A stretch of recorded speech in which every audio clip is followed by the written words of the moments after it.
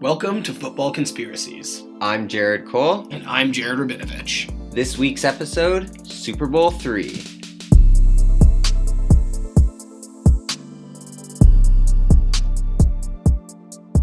Hello listeners, welcome back to this week's episode.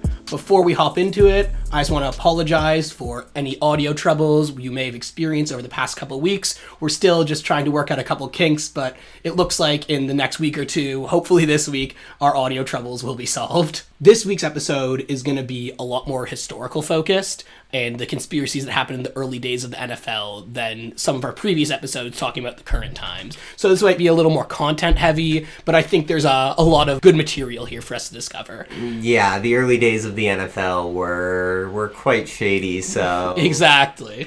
So this week, we're going to be speaking about Super Bowl III. Do you happen to know anything about Super Bowl III, J. Cole? Not a ton, And I wouldn't expect you to. For the modern NFL fan, it's not something that is terribly ingrained in our memories, but for the old school NFL fan, Super Bowl III was actually a very pivotal moment in the AFL and NFL and in football as a whole. And it also does have some conspiracy surrounding it, so it's pretty fertile ground for our podcast, and I hope the listeners enjoy this bit of a deeper dive episode that we have for them this week. So, part 1. We are going to be speaking about what happened at Super Bowl III and the surrounding context.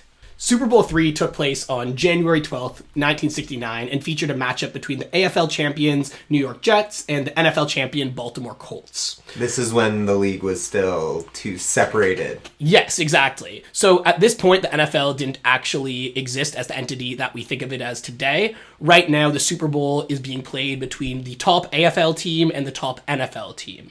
So the NFL does exist in its infancy, but later, as you'll see, largely because of the events that took place in this episode that we're going to discuss, the merger came to take place a few years after this. So before we get into the matchup itself, I'm going to dive a bit deeper into the surrounding context, and it'll be clear why the Super Bowl III matchup between the AFL New York Jets and the NFL Baltimore Colts was a very pivotal moment in the history of the league and football as a whole. The first thing that must be mentioned is that this game marked the first time the AFL champion had a real opportunity to prove its worth against the already well-established NFL. The past 2 Super Bowls had been decisive victories for the NFL teams. This was the first time anybody believed that the seemingly inferior AFL had a chance of triumph, no matter how small that chance may have been. The potential of this victory was made all the more important considering the looming specter of a potential merger between the two leagues. People were putting a lot of stake onto this game because it was seen as the time that the AFL could prove itself to be up to the snuff of the NFL, and maybe a merger would make more sense if an AFL team was able to become the championship here. Does that make sense? Yeah. So you can see how this is already fertile ground for conspiracy to grow. Yeah. This is a big game. Absolutely. So, well, keeping all this in mind, we're going to take a little bit of a deeper dive on the teams themselves and begin to understand why the Super Bowl has so long been looked at as such a pivotal moment in football's history. So coming into the matchup, the Baltimore Colts, the NFL Baltimore Colts, were considered to be the clear favorites. Just like the past years before this, it was considered by every pundit, most fans, that the NFL team was going to triumph in the Super Bowl again. The team was considered one of the most dominant teams in the NFL, with some saying it was the greatest football team of all time until that moment. But coming into the season, this outcome was actually very far from expected. The story of the 1968-1969 Baltimore Colts is definitely not what the franchise thought it would be, but it turned into, like I said, one of the most successful teams ever. During the previous season, Johnny Unitas, the legendary Colts quarterback, had won MVP while putting up 3,428 yards and 20 touchdowns. Wow. Yeah, pretty insane, especially considering this was the equivalent of the dead ball era for football. Okay, yeah. Right? Yeah. People were... not very good. Yeah, to say the least. People were a whole lot worse at football at this point in time than they were, in our day. Yeah, exactly. They are today, yeah. So putting up 3,500 yards almost and 20 touchdowns was quite a feat back at the time. Mm-hmm. And Johnny Unitas was considered possibly to be the greatest to ever do it at this time. But regardless of his performance in the previous season, the Colts missed the playoffs. This was largely a result of a newly instated 4-team playoff structure that was introduced at the beginning of the season.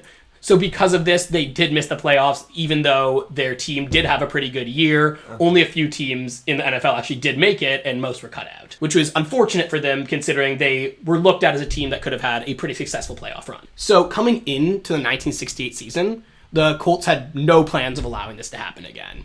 The team came into the preseason with a highly anticipated roster considered to be Super Bowl contenders. This was until the final game of the preseason, when Unitas took a bad hit from a player on the Dallas Cowboys defense. Several of the muscles in his arm were torn, and an injury that would put him out for at least the entire regular season. Oof. Yes. Yeah, it's not very good when you go into the season, go as Super Bowl contenders without a starting quarterback, without an MVP starting quarterback. Exactly. So this was not exactly a small loss for the team. And it kind of seemed like to most of the fans and the team itself that this was the end of their Super Bowl chances, gone before the season even began. For sure. To replace Unitas, the Colts called upon Earl Morrall. Morrall certainly had a pretty good career in the NFL up to this point. However, in recent years, he was known to be pretty inconsistent. He was getting into his older age, and he certainly wasn't the star quarterback that he once was. Not a terrible second stringer overall, but he was no Johnny Unitas, not someone who was looked at as the man who was going to lead you to a Super Bowl victory. But Earl Morrall actually completely subverted the expectations. Somehow, the 1968 Colts, with Earl Morrall at their helm, managed to pull out a league best record of 13-1. Wow. Morrall would also go on to win the MVP. Wow. Yes. That's impressive. Like a Joe Flacco season. Yeah. Insane stuff. If Comeback Player of the Year existed at this time, I guarantee he would have gotten it. Wow. Yes. So, as the first seed, the Colts played the 8-6 Minnesota Vikings in the Western Conference Championship, beating them with a score of 24-14. Pretty decisive game, nothing terribly entertaining happened there. Yeah, 13-1, you kind of expect to beat an 8-6. Exactly. So with this victory, they got brought to the NFL Championships, and the Colts found themselves up against the 10-4 Cleveland Browns. Before we get into this game, I just wanted to point out, while I was researching this, I saw that the game was actually played at the Cleveland Browns Stadium as opposed to Baltimore's, which I found very odd because they had the same rules about the team with the better record getting the home game. And no matter how much research I had done, I cannot figure out why this was the case. I don't know if you have any further insight into this, but I have no clue why. Yeah, I've never seen something like that happen before. No, and that's weird. So, exactly, but I thought that was a fun tidbit. But during this game, the Colts handily beat the Browns in a 34-0 victory to become the NFL champions. This is how, in a rather unexpected season, Earl Morrall had led the Baltimore Colts to their first Super Bowl appearance. And as we now know, because of one of J. Cole's end segments, the trophy that they raised when they won that game was a replica of the real one. Yes, exactly. If you listen to the ending segment of our last episode, you can get a little more context on that story. It's a wild story. Indeed. So that is how the Colts found their way to the Super Bowl. But now we have to talk about the AFL champion New York Jets and how they made their way there. The New York Jets were led by the legendary Joe Namath. Obviously, his name precedes him, but coming into the 1968 season, his team was still trying to bounce back from a disappointing 8-5-1 record the previous season. For those listeners who have never heard the name Joe Namath before, obviously, this man's an absolute legend. Yes, he's definitely one of the first great quarterbacks in the NFL. Yes. Alongside who some consider Johnny Unitas from the... Oh, yeah, for sure. But, like, for the early days of the NFL, Joe Namath is one of, if not the biggest name. Absolutely. There's no name from that era of football which has stood the test of time like his. Yeah, for sure. In an overall uneventful season, the New York Jets managed to easily grab first place in the AFL Eastern Division with an 11-3 record. The runner-up in their division, the Houston Oilers, finished their season with a 7-7 record. Oh, okay, so... Exactly. It was theirs basically from the beginning. It was not much of a competition. No. I wouldn't call this a particularly competitive divisional race. No, not at all. Exactly. The Jets kind of had it in their pocket, and they pulled it out like they needed to. They didn't blow it. They did what they were supposed to, and exactly. Okay. Didn't let the disappointment of last season repeat itself. Yeah. One interesting thing I'd like to point out about this Jet season before we move on, and this is totally a self-aggrandizing thing to bring up, is that one of their 3 losses came at the hands of the 1-12-1 Buffalo Bills. Nice. Brutal. Their one victory, Yeah. the Buffalo Bills, came against the AFL champion New York Jets. In this game, Namath threw 5 interceptions, 3 of which were pick sixes. Okay, so... Yeah, like, just reading about this game, I thought, like, doesn't football in the 1960s sound awful? It sounds like every game was played by modern-day high schoolers. Yeah, honestly.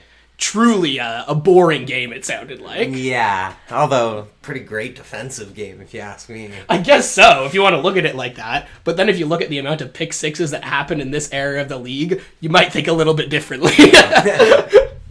So, regardless of how mediocre of a season, the Jets found themselves up against the Oakland Raiders, the previous year's defending AFL champions, in the AFL championship game.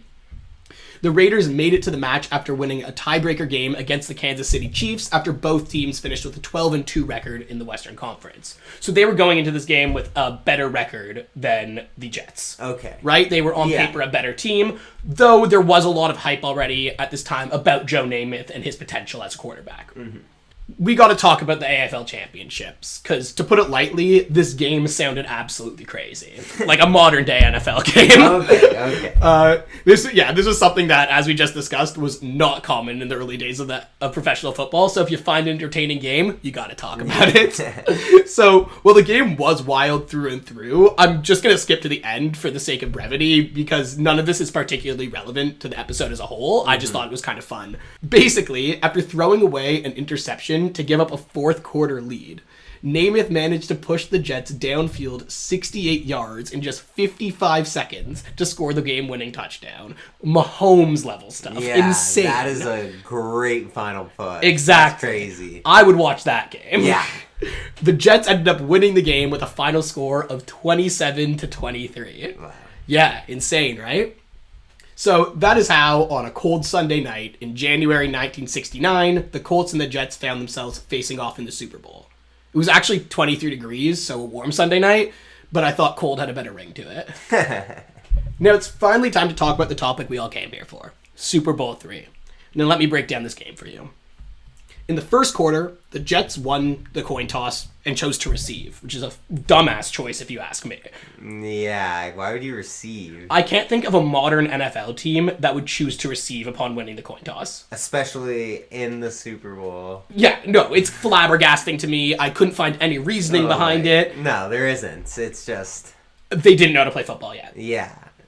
Did they at least score on their first possession? You're about to find out. Also, just a quick fun fact about this coin toss that I found while researching was that they did the coin toss off field about an hour before the actual coin toss happened in front of the crowd.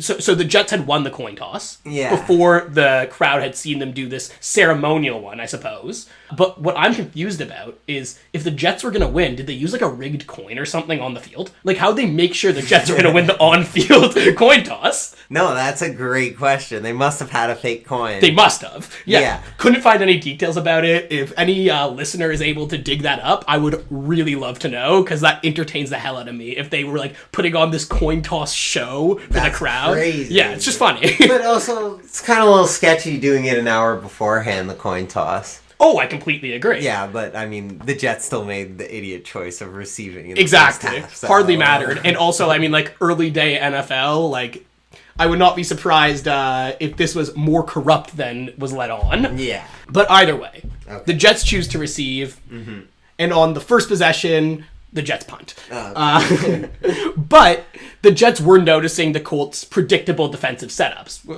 that they had recognized from their practice before this, obviously. Yeah. The second possession from the Colts led to a missed 27-yard field goal. Yeah. Very entertaining stuff. Imagine this in a Super Bowl, man. Oof. The third possession, Maynard, the Jets wide receiver, ran a deep play, which ended incomplete, but made the other team put heavier defense on them. Okay. He was WR1, so he was going to be the main priority of the defense, obviously. Yeah. In reality, Maynard was actually injured. The Jets just wanted less cover on wide receiver 2, Sawyer. Sawyer would end the game with 8 catches and 133 yards. And the D-man put on Sawyer had just had surgery for tonsillitis. Oh, so he was already down. Exactly. He's still recovering and throwing against the number one. Exactly. Okay. So the Jets kind of pulled off this genius psyop sort of play. Yeah. Where they tried to make their wide receiver 1 look like he was going to be the main target, as, logically he would be, but in reality their main target was their wide receiver 2, and they were just trying to double up defense on Maynard, which ended up working and possibly won them the game with a fantastic performance from Sawyer. Okay.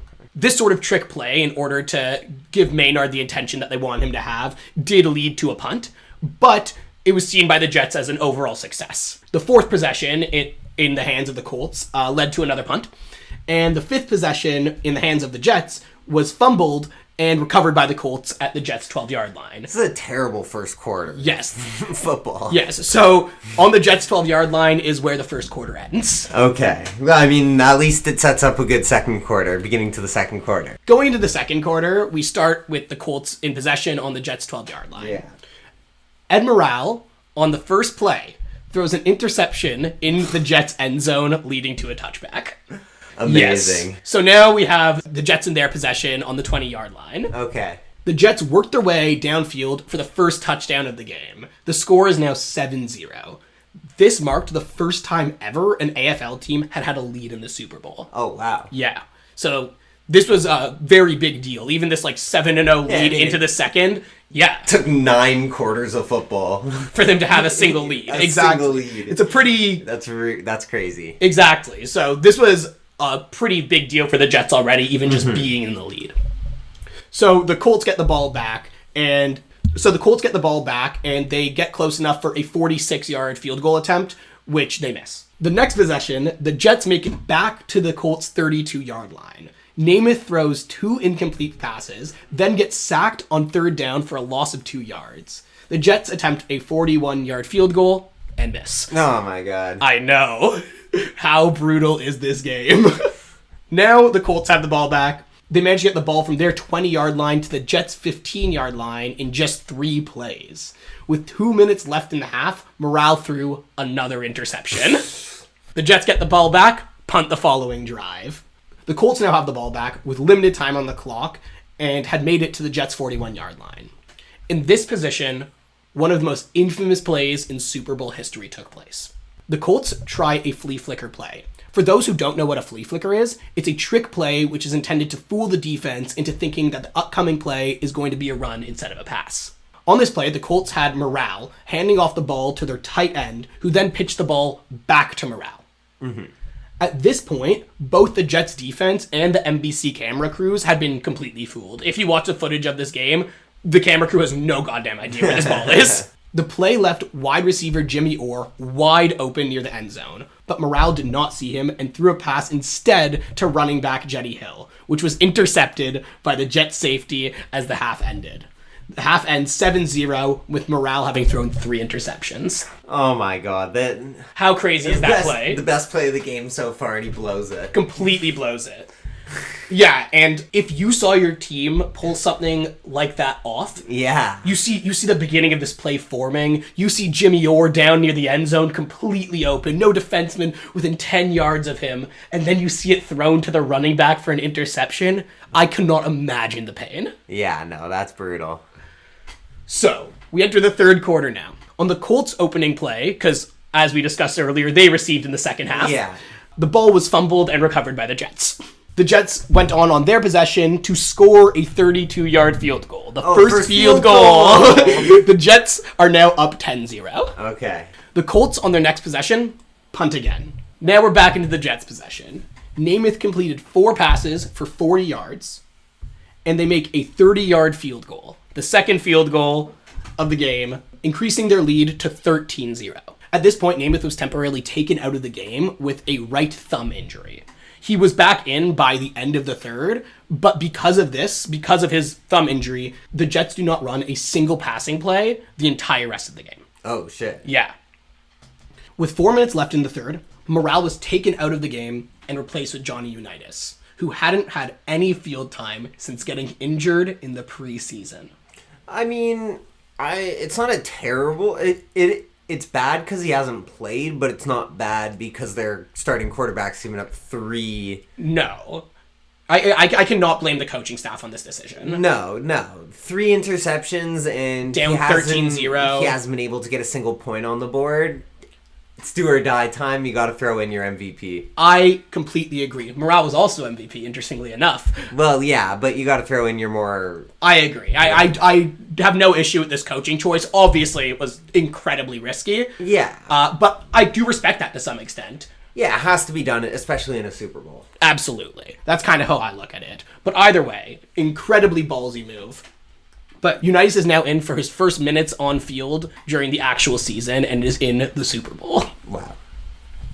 On Unitas' first drive, the Colts were forced to punt again after 3 unsuccessful plays. Classic. Didn't even make it through the first drive.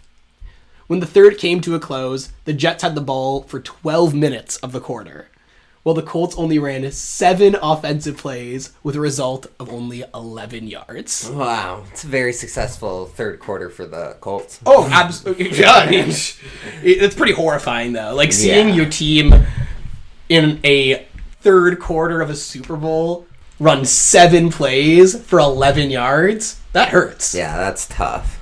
But either way, we're going into the fourth quarter now with the Jets having a 13-0 lead. The quarter starts with the Jets on the Colts' 2-yard line, but the Baltimore defense finally did something right and held them off.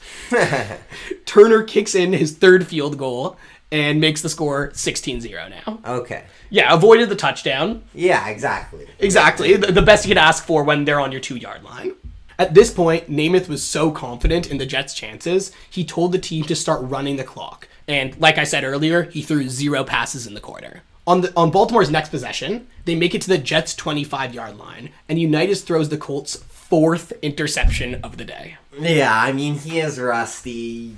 I'm not gonna, It's not his fault. Exactly. But I wouldn't tear him down because of it, but it's definitely not a good thing for the Colts. Exactly, especially after 3 previous. From morale, yeah. Yeah, it's tough. But either way, the Jets get the ball back off of this interception, and they make it to the Colts' 35-yard line, using 7 consecutive running plays.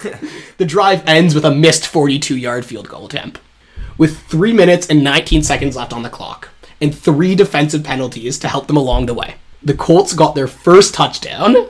The score is now 16-7. Yay. How much time is left on the clock? 3 minutes and 19 seconds. The Colts decide to opt for an onside kick. Okay. Which they recover. Okay. Pretty impressive, right?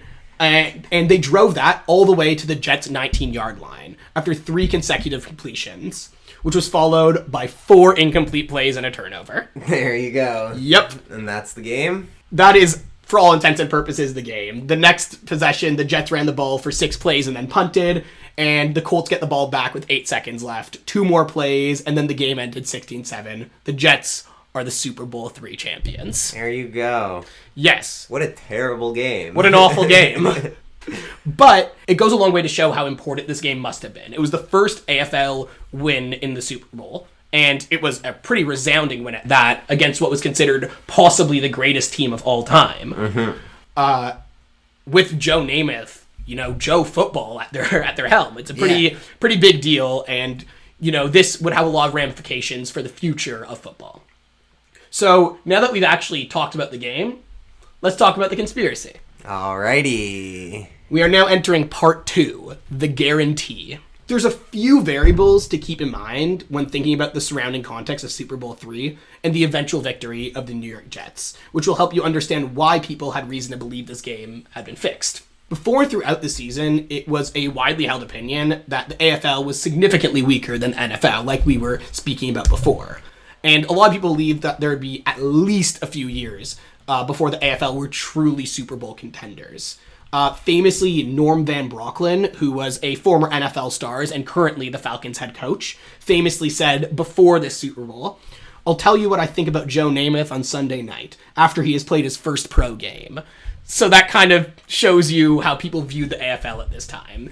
To them, it wasn't even pro football. It wasn't a serious league. No, it wasn't even on the same level as the NFL. Okay. So the thought that they could win a Super Bowl wasn't even in the minds of most NFL fans. Okay. You can see it was even crazier at this point that the AFL did emerge as the victors. As victorious in just the third Super Bowl. Exactly. So, continuing along, why people believe this game might have been fixed is, like I said, the Colts were touted as the greatest football team in history. This was a pretty widely held opinion by a lot of pundits at the time. So for what was considered a ragtag team from New York in the AFL to pull up and dethrone Johnny Unitas and Earl Morrall, the past 2 years MVPs, huge deal, and definitely not something that people thought might have happened naturally. The next point I'm going to bring up is one of the largest reasons why people believe this game was fixed, which is there was the looming specter of a potential AFL-NFL merger, which would become official in 1970, just 2 years later.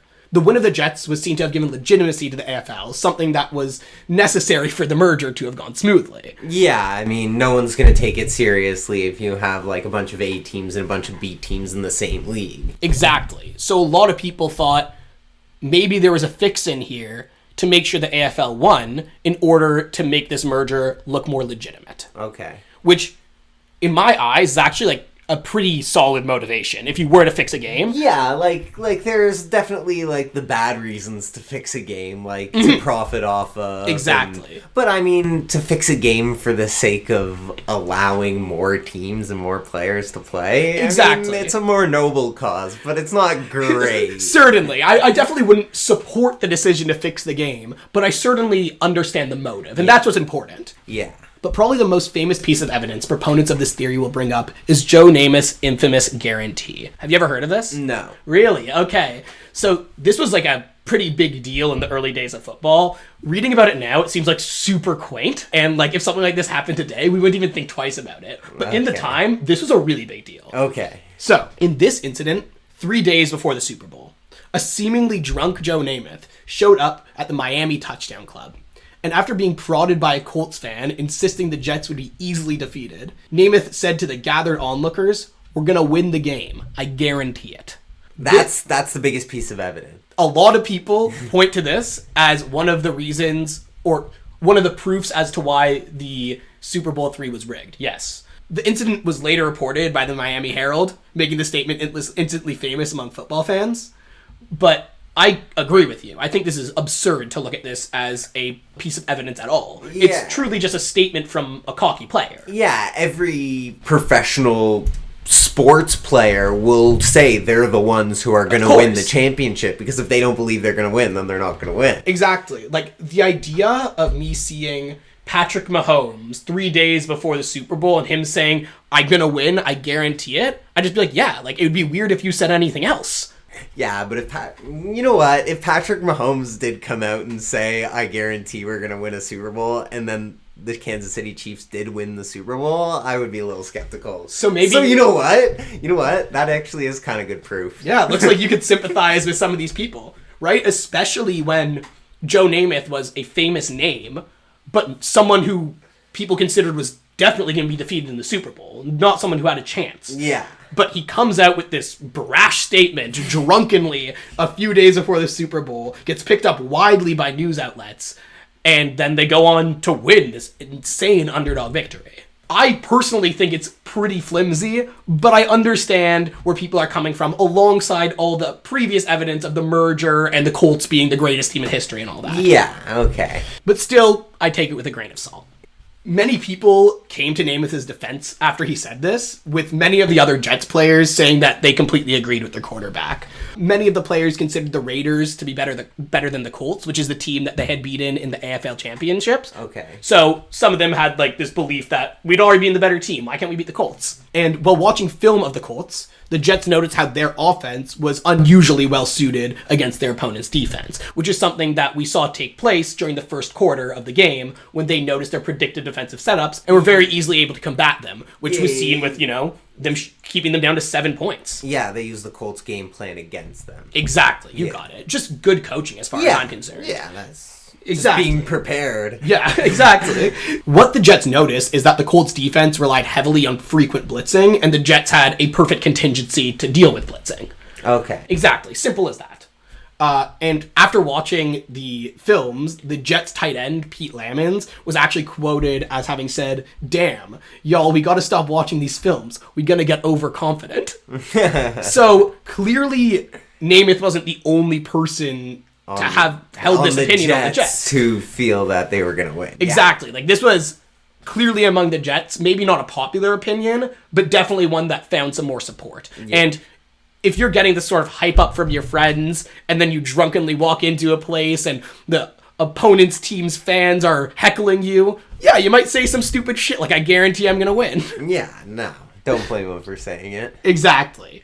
And on top of all this, Namath was also reported to have been talking about how the Jets were going to win for the entire week. This was far from the first guarantee he made. It was just the only one to become public. Oh, it was just like the big one. Exactly. Like, it was the context, the people he said it in front of, the fact that it was Colts fans, in front of reporters, he was drunk. There was a lot of salacious stuff, right? Yeah. But in the face of all this evidence that I believe kind of takes away from the validity of the guarantee, a lot of people still point at this as evidence that the game was rigged. In my humble opinion, the infamous guarantee from Namath was simply a nothing burger in terms of proof the Super Bowl III was rigged. To me, it seems more like a cocky quarterback said something that, upon pulling off an underdog win, seemed far more badass than cocky. Yeah, that is exactly how I would put it too. Absolutely, right? The way I look at it is, if my quarterback did something like that and then had a massive underdog win, I would just be even prouder. Yeah.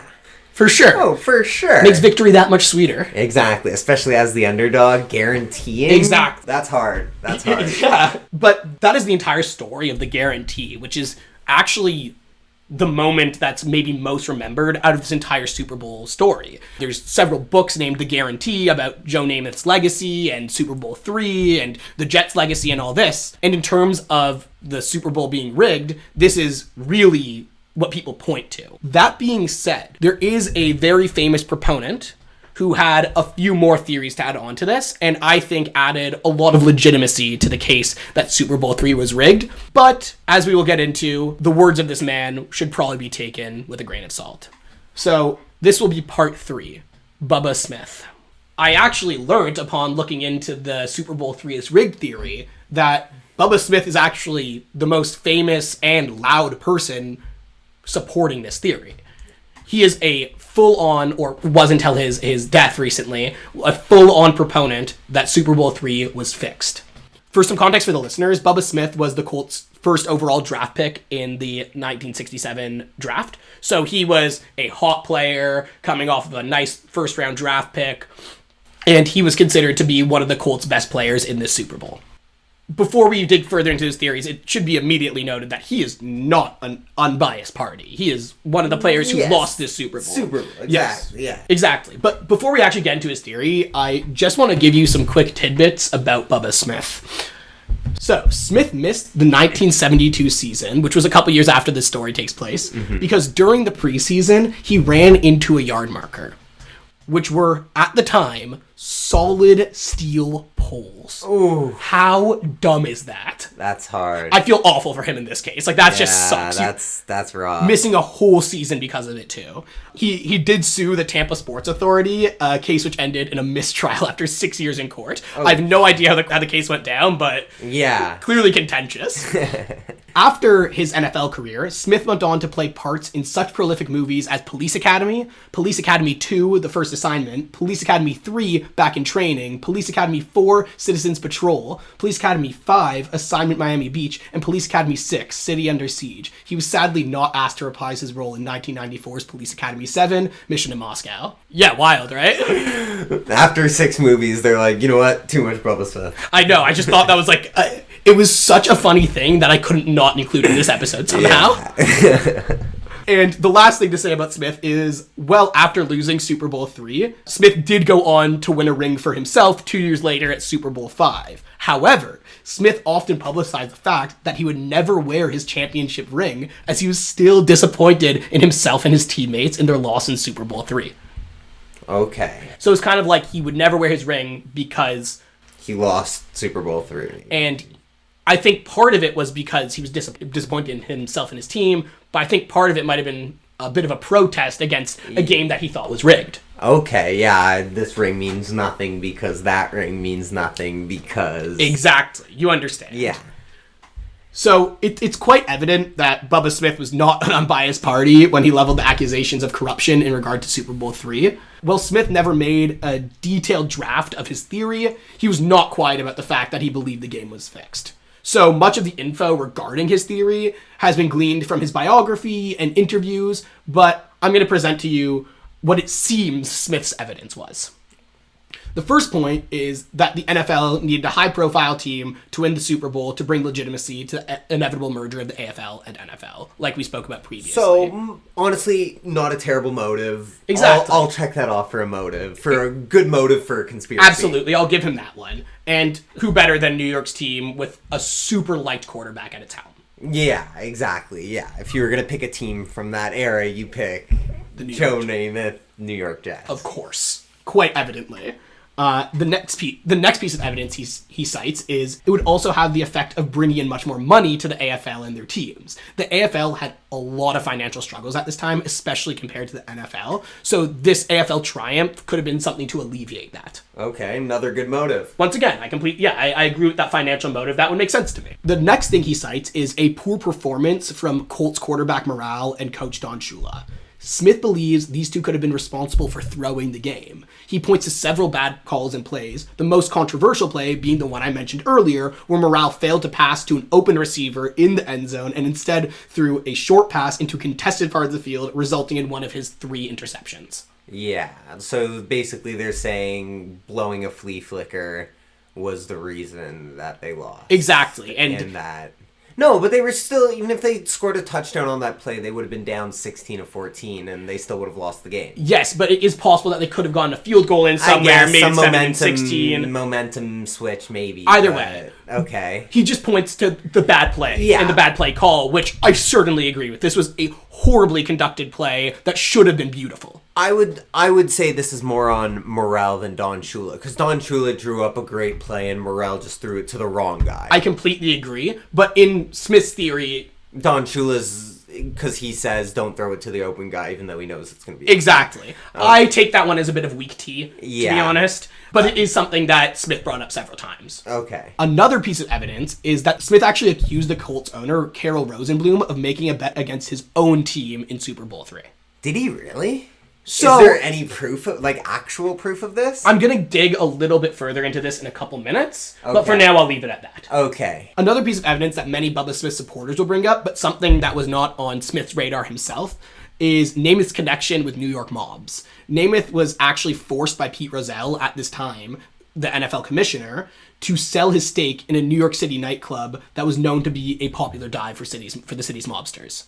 So Namath had an in with the mob. Yes. Fuck yeah. Pretty cool, if you ask me. But I do understand how this feeds into questions of fixing. Yeah, I guess, yeah. Especially considering how common corruption was in sports in this era. Yeah, for sure. So all of these factors together make a pretty decent case for the Bubba Smith supporters. But I do have a couple of issues with these points, and I can't move on without speaking about it. Yeah, I mean, I would take all of them with a grain of salt, but then you put them all together, and exactly. It's a lot of salt adding up. I completely agree. So going back to Smith's first point. Like we said, I concede that the AFL and NFL merger, as well as the financial struggles of the AFL, are both pretty solid arguments in favor of the fixed game, right? In terms of how I'm thinking, those totally make sense as motivations for the league, the teams, and the commissioner. Yeah, I would fully check that off for motive. Yes, absolutely. Regarding the Morale and Don Shula throwing the game theory, I find this a little less credible. If this were the case, why would Coach Shula ever take the chance of putting Unitas in over Morale? I kind of see that simple substitution as a complete negation of this theory, because if you were truly fixing the game, wouldn't you just keep in your guy who's already thrown 3 interceptions for you? Why would you throw in Unitas and see if he can do something? Yeah, why would you try and throw in a guy to try and win a game if you're trying to lose it? To me, that seemed like solid coaching and not something that someone who was trying to throw the game would have done. They would have just kept Morale in, who would have been on the side. So then, like I said before, this is another reason why take Don Shula's name out of the conversation and maybe just leave Morel's in there for fixing the game and maybe thrown in 3 interceptions, terrible flea flicker play. Don Shula says, okay, I've had enough. Yeah, no, I take that point. I think that's a pretty smart way to look at it. But overall, I think that point is a little bit flimsy. Yeah. And personally, I kind of brush that aside. It's not in my calculus of whether this game was fixed or not. No. This is pretty interesting. In regard to the accusation of Colts owner Rosenblum placing a bet against his own team, Okay, yeah. I was unable to find any definitive evidence of this having actually happened. However, there is a bit of an urban legend that a large bet that was placed in Baltimore shortly before the Super Bowl belonged to Carol Rosenblum. So there absolutely was a large bet placed against the Colts in Baltimore a couple days before the Super Bowl. It was anonymized, no one knows who it belonged to, but many people believe this was Rosenblum's bet. Absolutely Probably no evidence. just because it was a big amount of money. He was a guy who has a lot of Exactly. money. And It also gets a little more suspicious. This specific incident, I couldn't find any more evidence on, so I personally don't feel comfortable at all saying that Rosenblum did bet on this game, though I would not close the door to it completely. Because it must also be noted that these are not the only allegations related to Rosenblum's gambling habits. One famous incident took place in a 1958 matchup, 10 years before, between the Colts and the Giants. And now I'm quoting from Ken Denlinger, writing for the Washington Post. The game is legendary in gambling circles for John Unitas' decision to pass for the yards that set up a short touchdown run rather than to kick a near-certain field goal during sudden death. A field goal would not have beaten the spread, and whispers suggest a huge Rosenblum bet influenced the Unitas call. 5 years later, the NFL cleared Rosenblum of charges stemming from a non-sports lawsuit that he participated in a $55,000 bet against the Colts in 1953. So, this is pretty suspicious, to say the least. Obviously, his name was cleared by the NFL, but the NFL has a long history of clearing the names of people who absolutely did bet on games. And on top of that, this is a pretty sketchy way to lose a game. To win a game. Just avoiding getting the point spread under a man who has been accused of betting many times. It's pretty weird, to say the least. yeah, it's very odd why you wouldn't just go for that field goal rather than Exactly. the touchdown, risk it. But I mean, You gotta beat the spread. gotta beat the spread. So that's definitely a little sketchy, but once again, I nor the NFL could find any evidence of Rosenblum actually placing these bets. I find this to be one of the most compelling arguments in favor of the Super Bowl III being fixed. That being said, absolutely no proof. As a matter of fact, the NFL said this didn't happen. In 1972, Rosenblum passed away under mysterious circumstances. Many people still believe he was murdered for a gambling incident. He was found at the age of 72, having drowned in his pool. Doctors said that it was a heart attack he had while swimming, but a lot of people said he was totally healthy, and to this day, there's still a lot of skepticism around the truth behind his murder. The way his will was executed was also quite odd, with a lot of money going towards certain people in his family. I mean, old people get heart attacks, especially when they're doing things that are physically active, like swimming. I agree.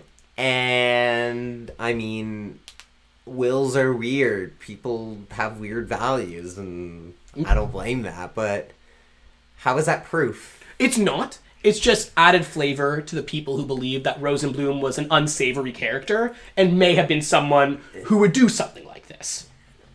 I agree. I don't think this part of the Rosenblum story is good proof at all, but I think it adds a little bit of flavor and texture considering some of the previous incidents he had been involved in. Okay, so people just want to keep shading it in just because it's fun. Absolutely. It's definitely Okay. a thickening the plot sort of motive. Yeah. Like I said, there's absolutely no proof of this theory, so I will not take it as gospel. Yeah. But considering the amount of illegal betting in this era of the NFL, I would not deem this to be beyond the pale. If you want a good look at just how bad the issue of illegal betting was in this area of the NFL, I encourage listeners to read The Fixes In by Brian Tuohy, Tuohy. It's digging into just how corrupt all sports leagues, but particularly the NFL, were at this time. And after having read this book, I'm a little more sympathetic to theories that owners were betting on teams. Like I said, there's absolutely no true evidence or proof of this, so it's not something I subscribe to, but I do not think it is something that I would call someone crazy for believing. Okay. That's all I'm saying. Yeah. This about sums up the most famous claims of rigging in Super Bowl III, and I must say, while I've not been convinced, it's not a bad theory. No, there's a lot of there's a lot of information that provides some sort of, no, I wouldn't say a legitimacy, because it's all fake and it's all like very, very held on by a thread. But it's all the ingredients are there. They certainly are. And on top of that, I understand Bubba Smith's frustration with this game. However, I do not think there's near enough evidence to stake a claim that the game was fixed.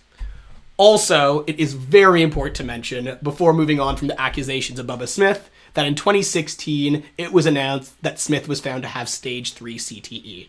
For those listeners who don't know what CTE is, it is a chronic head injury that is very common among NFL players who are constantly getting head trauma throughout their career. It causes a lot of erratic behavior, and a very common symptom of it is paranoia. And Bubba Smith's paranoia surrounding the outcome of Super Bowl III very likely could have been connected to his CTE.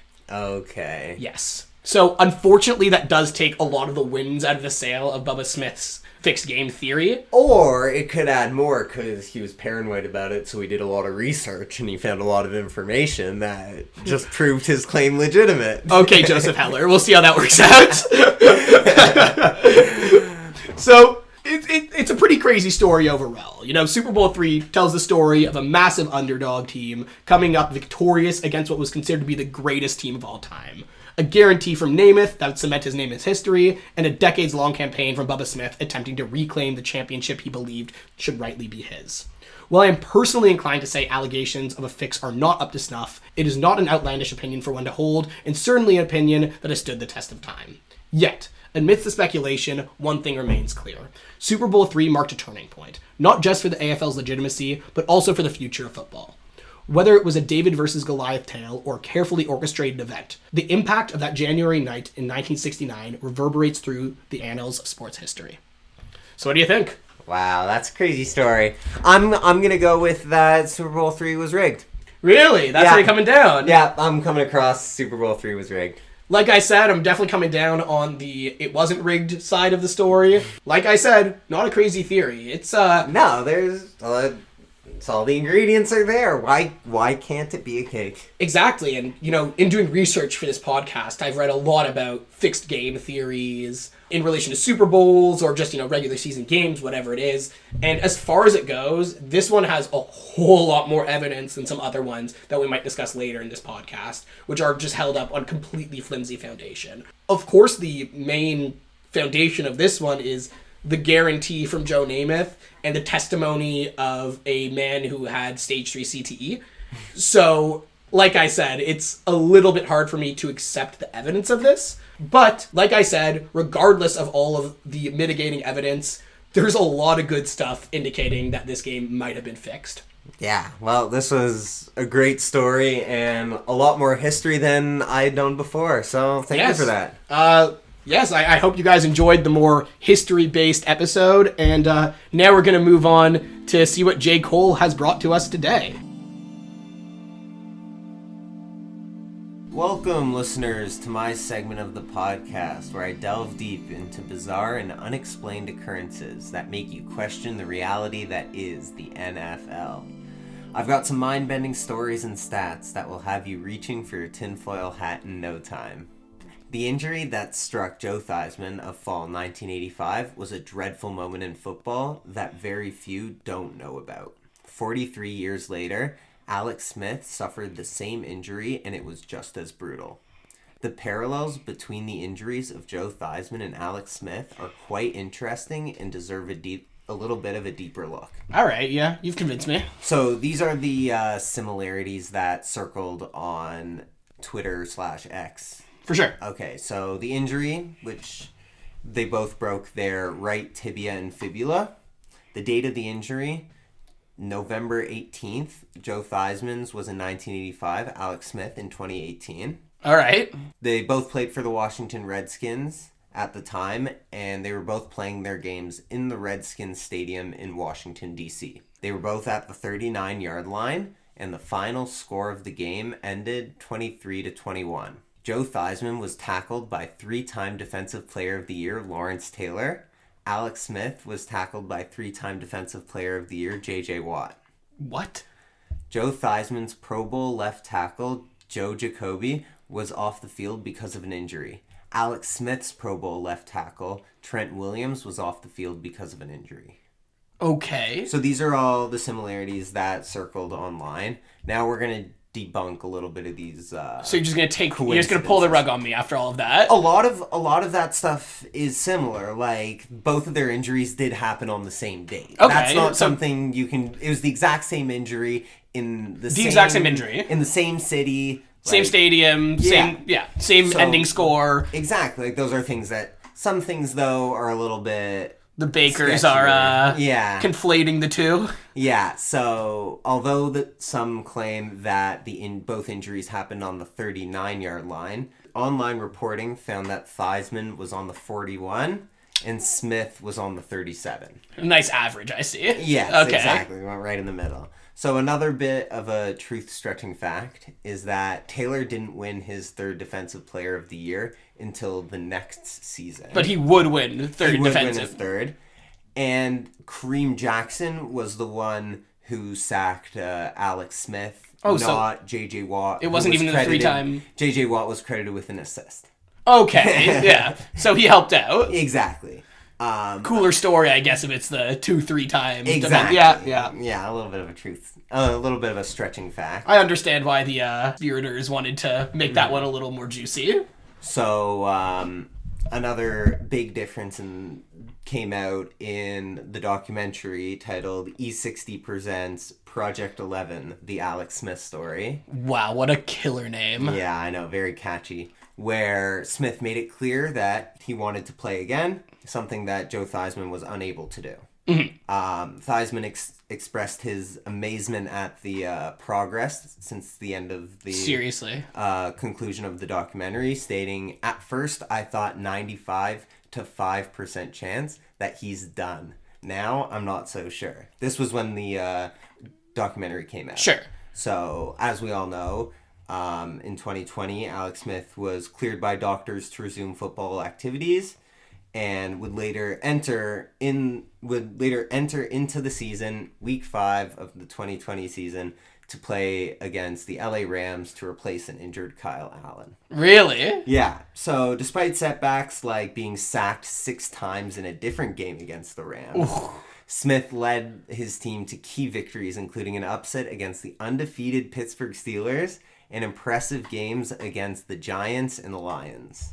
He was named NFL Comeback Player of the Year for his remarkable return. Smith was waived by the Redskins in March 2021, and he announced his retirement of April the same year, despite a lot of teams showing interest. So he could have furthered his NFL career if he wanted to. So some of the similarities people freaked out about may be a little bit of truth stretching or have a little asterisk next to the fact, but a lot of the parallels are just that, which adds a little cool twist to very unfortunate incidences.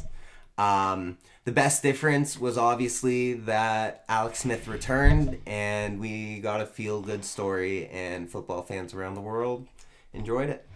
Well, I guess what I have to say is thank you for bringing this story to me, and fuck you for pulling the rug on me like that. Brutal. Yeah, I know. Some of the similarities were crazy, though. Like, oh, no, I'm not denying it's a cool story, but the setup was simply rude. Thank you for listening to this week's episode. You can find us on Twitter/X at FBConspiracies. You can also reach us by email using fbconspiracies@gmail.com. A special thanks to Blaze for the music. Join us next week for a new episode of Football Conspiracies.